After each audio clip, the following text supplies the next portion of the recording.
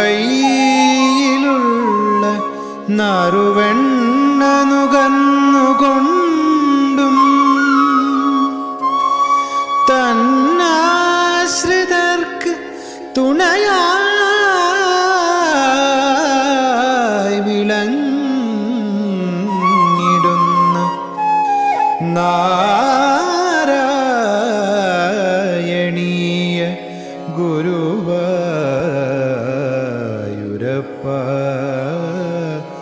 നമോ നമസ്തേ.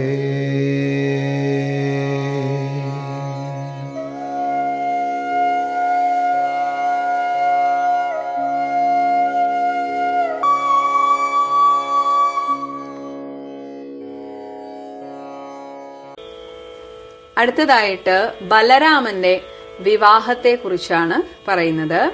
രണ്ടാമത്തെ ശ്ലോകം. ദദുഷി രേവത ഭൂഭൃതി രേവതീം ഹലഭൃതേ തനയാം വിധിശാസനാത് മഹിതം ഉത്സവഘോഷം അപൂഷഃ മഹിതമുത്സവഘോഷമപൂപുഷഃ സമുദിതൈഃ മുദിതൈഃ സഹ യാദവൈഃ. സമുദിതൈർമുദിതൈഃ സഹ യാദവൈഃ. രേവത ഭൂഭൃതി. രേവതൻ എന്ന രാജാവ്. ഈ രാജാവായിരുന്നു മുൻപ് ഈ സമുദ്രമധ്യത്തിലെ ആ ഒരു ദ്വീപിൽ, കുശസ്ഥലി എന്ന ദ്വീപിൽ രാജാവായിട്ട് വാണിരുന്നത്. ആ രേവതനെ കുറിച്ചാണ് പറയുന്നത്. ആ രേവതൻ എന്ന രാജാവ് തനയാം, തന്റെ മകളായിട്ടുള്ള രേവതിയെ വിധിശാസനാത്ത്, വിധി ബ്രഹ്മാവ്, ബ്രഹ്മാവിന്റെ ഉപദേശമനുസരിച്ച് ഹലഭൃതേ ബലരാമന് ദദുഷി കല്യാണം കഴിച്ചു കൊടുത്തപ്പോൾ ത്വം ഭഗവാനെ അങ്ങ് മുദിതൈഹി അത്യധികമായ സന്തോഷത്തോടെ സമുദിതൈഹി യാദവൈഹി കൂട്ടം കൂട്ടമായിട്ട് വന്നു ചേർന്ന യാദവൈഹി സഹ യാദവന്മാരോട് കൂടി ചേർന്ന് മഹിതം ഉത്സവഘോഷം അതിമഹത്തായിട്ടുള്ള ഒരു വിവാഹ ഉത്സവ ആഘോഷം അപൂപുഷഃ വളരെയധികം പുഷ്ടമാക്കി ചെയ്തു. ഇവിടുത്തെ നാലാമത്തെ വരിയില് സമുദിതൈഹി മുദിതൈഹി. അപ്പൊ ആദ്യത്തെ സമുദിതൈഹി എന്നുള്ളതിന് കൂടിച്ചേർന്ന് വന്ന, എല്ലാവരും ഒന്നിച്ചു ചേർന്ന്. അടുത്ത മുദിതൈഹി എന്നതിന് സന്തോഷത്തോടെ എന്നാണ് അർത്ഥം. അപ്പൊ ഇവിടെ ഒരു കഥ പറയുന്നത്, കൃതയുഗത്തിലെ രാജാവായിരുന്നു രേവതൻ. അപ്പൊ അതായത് ഈ കഥ നടക്കുമ്പോൾ ഇത് ദ്വാപര യുഗമാണ്. ത്രേതായുഗവും കഴിഞ്ഞിട്ടുള്ള ദ്വാപര യുഗമാണിത്. അങ്ങനെ ആ കൃതയുഗത്തിലെ രാജാവായിട്ടുള്ള രേവതൻ തന്റെ മകളായ രേവതിക്ക് വരനായിട്ട് ഏറ്റവും ശ്രേഷ്ഠനായിട്ടുള്ള ഒരാൾ വേണം എന്ന് മനസ്സിലാക്കിയിട്ട്, അല്ലെങ്കിൽ അങ്ങനെ ഒരു തീരുമാനത്തിൽ, അപ്പൊ ഇത് മുൻകൂട്ടി അറിയാൻ നമ്മളൊക്കെ ജ്യോതിഷം നോക്കുന്നത് പോലെ ഈ സൃഷ്ടികർത്താവിനോട് തന്നെ ചോദിക്കാം എന്ന് വിചാരിച്ചിട്ട് മകളെയും കൂട്ടിയിട്ട് ബ്രഹ്മലോകത്ത് തന്നെ പോയി എന്നാണ്. അപ്പൊ അവിടെ ബ്രഹ്മലോകത്ത് എത്തിയപ്പോ അവിടെ ഗന്ധർവന്മാരൊക്കെ ചേർന്ന് നല്ല രാഗ ഉത്സവം, അതായത് പാട്ടും ഡാൻസും ഒക്കെ ആയിട്ട് അങ്ങനെ നിൽക്കുകയായിരുന്നു. അപ്പൊ അത് കണ്ട് കുറച്ചു നേരം നിന്ന് പോയി. അപ്പൊ നമുക്കറിയാം ബ്രഹ്മാവിന്റെ ഒരു ദിവസം എന്ന് പറയുന്നത് തന്നെ ഇവിടെ 1000 ചതുർയുഗങ്ങളാണ്. അപ്പൊ അങ്ങനെ അവിടുത്തെ ഓരോ നിമിഷവും ഇവിടെ ഓരോ യുഗങ്ങളായിട്ടാണ് കഴിയുന്നത്. അങ്ങനെ കുറച്ചു നേരം നിന്ന് ബ്രഹ്മാവിനോട് ചോദിച്ചപ്പോ ബ്രഹ്മാവ് പറഞ്ഞു, രേവത, നീ ഇപ്പോൾ തിരിച്ച് ഭൂമിയിൽ എത്തുമ്പോഴേക്കും നിന്റെ ആ കാലഘട്ടത്തിൽ ജീവിച്ചിരുന്നവരൊക്കെ മൺമറഞ്ഞിരിക്കും. അതുകൊണ്ട് നീ ഇപ്പോൾ എത്തുമ്പോഴേക്കും ഭൂമിയിൽ ദ്വാപരയുഗമായിട്ടുണ്ടാകും. അവിടെ ഇപ്പോൾ ഉള്ളതിൽ ശ്രേഷ്ഠന്മാരായിട്ടുള്ളത് ആ മഹാവിഷ്ണുവിന്റെ തന്നെ അംശാവതാരമായിട്ടുള്ള അനന്തൻ അവിടെ ബലരാമനായിട്ട് ജന്മമെടുത്തിട്ടുണ്ട്. ആ ബലരാമന് രേവതിയെ കല്യാണം കഴിപ്പിച്ചു കൊടുക്കൂ എന്ന് പറഞ്ഞു. അങ്ങനെയാണ് തിരിച്ച് രേവതൻ ഭൂമിയിലേക്ക് വരുന്നത്. ഈ സമയത്താണ് ഈ രേവതന്റെ രാജധാനിയായിരുന്ന കുശസ്ഥലിയെ ആണ് ഭഗവാൻ തന്റെ ആ ഒരു പ്രേരണയാൽ സമുദ്രമധ്യത്തിൽ ഉയർത്തിക്കൊണ്ടുവന്നിട്ട് ദ്വാരകയാക്കിയിട്ട് ഇപ്പോൾ ഭഗവാൻ അവിടെ രാജാവായിട്ട് ഇരിക്കുന്നത്. അങ്ങനെ രേവതൻ വന്ന് ആ രേവതിയെ ഈ ബലരാമന് കല്യാണം കഴിപ്പിച്ചു കൊടുത്തു.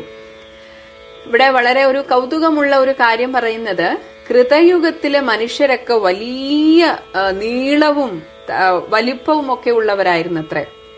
അപ്പൊ ഇവിടെ ദ്വാപരയുഗമായപ്പോഴേക്കും മനുഷ്യരുടെ ആയുസ്സും കുറഞ്ഞു, ആ ഒരു വലുപ്പവും കുറഞ്ഞു. അപ്പൊ ഈ ബലരാമന് തന്റെ വധുവിന്റെ മുഖം ശരിക്ക് കാണാൻ സാധിക്കാഞ്ഞിട്ട് ആ കലപ്പ കൊണ്ട് അവളെ വലിച്ചു താഴ്ത്തി തനിക്ക് അനുരൂപയാക്കി തീർത്തു എന്നൊരു കഥയും ഇതിന്റെ കൂടെ പറയുന്നുണ്ട്.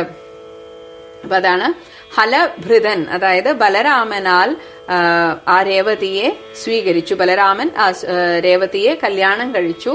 ഇതിൽ സന്തുഷ്ടനായ ഭഗവാൻ അവിടെ കൂടിച്ചേർന്ന യാദവന്മാരോടുകൂടി ഒരു വലിയൊരു വിവാഹ ഉത്സവം തന്നെ നടത്തി എന്നാണ് പറയുന്നത്. ശ്ലോകം 2.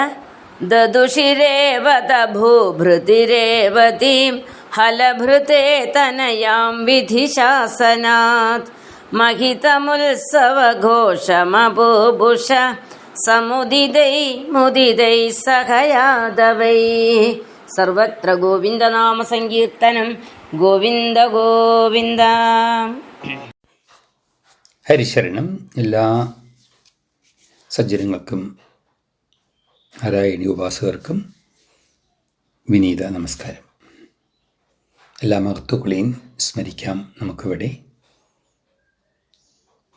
ഇനിയിപ്പോൾ ദശകം 78 രണ്ടാമത്തെ ശ്ലോകമാണ്. അതായത് മനുസ്മൃതി പറയുന്ന പോലെ മൂത്തവരുടെ വിവാഹം കഴിഞ്ഞിട്ട് വേണം അടുത്ത ആൾക്കാർ വിവാഹം കഴിക്കാൻ എന്നുള്ളൊരു ശാസ്ത്രം ഉണ്ടെന്ന് പറയുന്നു. മനുസ്മൃതിയിൽ അതൊക്കെ ഉണ്ടത്രേ. അപ്പോൾ അതിനനുസൃതമായിട്ടുള്ളതായ വിവാഹ കാര്യങ്ങളാണ് നടക്കാൻ പോകുന്നത്. ഭഗവാൻ തന്നെ ആണത്രേ ബലരാമൂർത്തിയുടെ വിവാഹത്തിനുള്ളതായ പ്രചോദനവും പ്രേരണയും ചെലുത്തുന്നത്. ഏട്ടൻ്റെ വിവാഹം കഴിഞ്ഞിട്ട് വേണം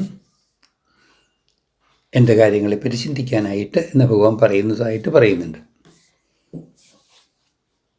ഏട്ടൻ്റെ വിവാഹത്തിന് ഞാൻ എല്ലാ കാര്യങ്ങളും ചെയ്തോളാം, മുൻകൈ എടുത്തോളാം, ഏട്ടൻ സമ്മതിച്ചാൽ മാത്രം മതി. പക്ഷേ ഏട്ടന് വിവാഹശേഷം എൻ്റെ വിവാഹങ്ങൾ ഏട്ടനും മംഗളമാക്കി തരണം എന്ന് പറയുമ്പോൾ ഒരു സമയം ബലരാമൂർത്തി വിചാരിച്ചിട്ടുണ്ടാവില്ല ഈ 16,108 വിവാഹങ്ങൾ ഉണ്ടാവും എന്നുള്ളത്.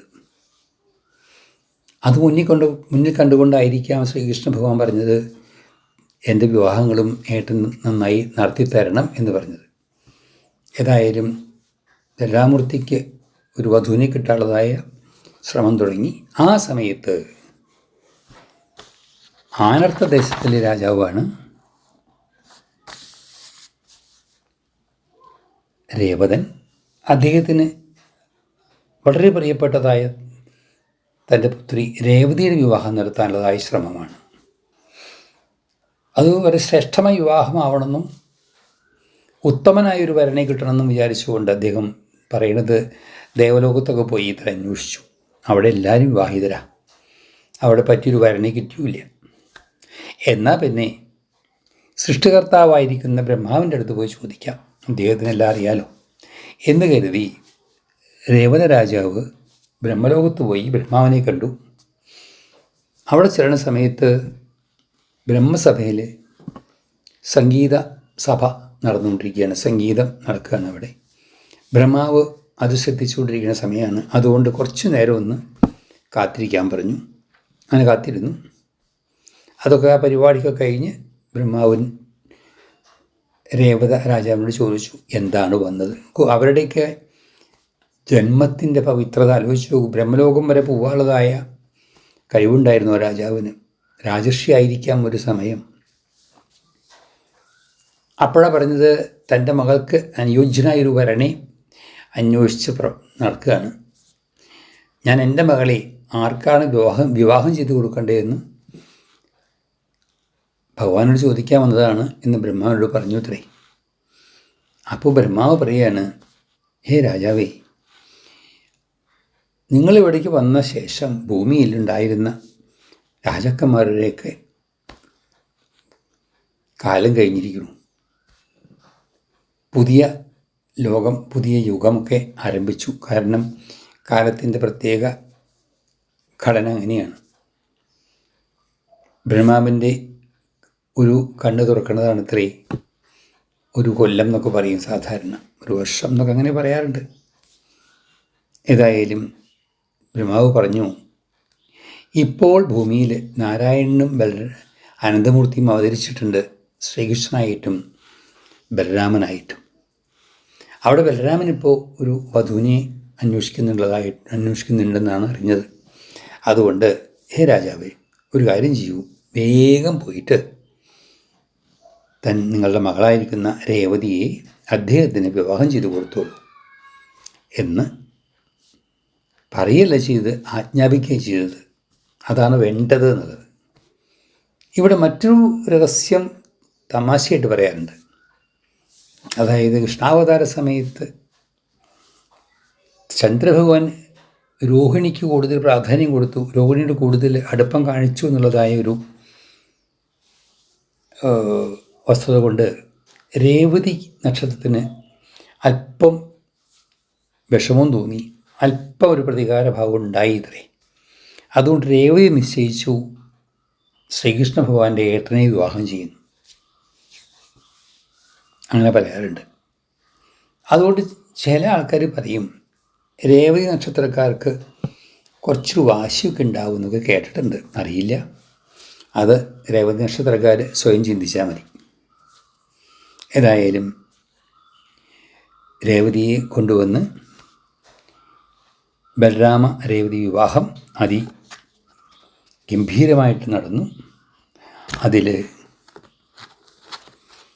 എല്ലാവരും പങ്കെടുത്തു എന്ന് മാത്രമല്ല, ശ്രീകൃഷ്ണ ഭഗവാന്റെ നേതൃത്വത്തിൽ അത്രേ എല്ലാ ക്രമീകരണങ്ങളൊക്കെ ഉണ്ടായതും എല്ലാ യാദവരും ചേർന്ന് ഭഗവാന്റെ തന്നെ ഈ നേതൃത്വത്തിൽ തന്നെ അതിഗംഭീരമായിട്ട് സന്തോഷത്തോടും ആനന്ദത്തോടും കൂടിയിട്ട്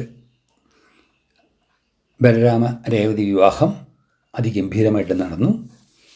അങ്ങനെ ബലരാമനും രേവതിക്ക് ഒരു പ്രത്യേക കൊട്ടാരമൊക്കെ ഉണ്ടല്ലോ, അവിടെയൊക്കെ ആയി. അങ്ങനെ ഇവിടെ ശ്രീകൃഷ്ണൻ്റെ ഗൃഹസ്ഥാശ്രമത്തിൻ്റെ തുടക്കം എങ്ങനെയാണെന്ന് ഇനിയാണ് വരാൻ പോകുന്നത്. അപ്പോൾ അതുകൊണ്ട് ഏട്ടൻ്റെ വിവാഹം ചെയ്തു, ഏട്ടൻ്റെ വിവാഹം നടന്നു, എല്ലാം മംഗളമായി. ഇനി നമുക്ക് കാണാനുള്ളത് ഭഗവാന്റെ ഗൃഹസ്ഥാശ്രമം എങ്ങനെയാണ് ആരംഭിക്കാൻ പോകുന്നത് എന്നാണ്. വളരെ രസമാണ് ഇതൊക്കെ കേട്ട് കഴിഞ്ഞാൽ. ഏട്ടന് ബലരാമൂർത്തിക്ക് സന്താനങ്ങൾ ഉള്ളതായിട്ട് കണ്ടിട്ടില്ല. ശ്രീകൃഷ്ണ ഭഗവാന്റെ കുട്ടികളുടെ വല്യച്ഛനായിട്ടുള്ളതായ ഒരു രസകരമായ ജീവിതമായിരിക്കാം അദ്ദേഹത്തിന് ഉണ്ടാവുക എന്നിങ്ങനെ വിചാരിക്കുകയാണ് ഞാൻ. ഏതായാലും നമുക്കതൊക്കെ ഒന്ന് മനസ്സിൽ സങ്കല്പിക്കാം. ബലരാമൂർത്തിയും ശ്രീകൃഷ്ണനെ സ്മരിക്കാം, രേവതിയും സ്മരിക്കാം.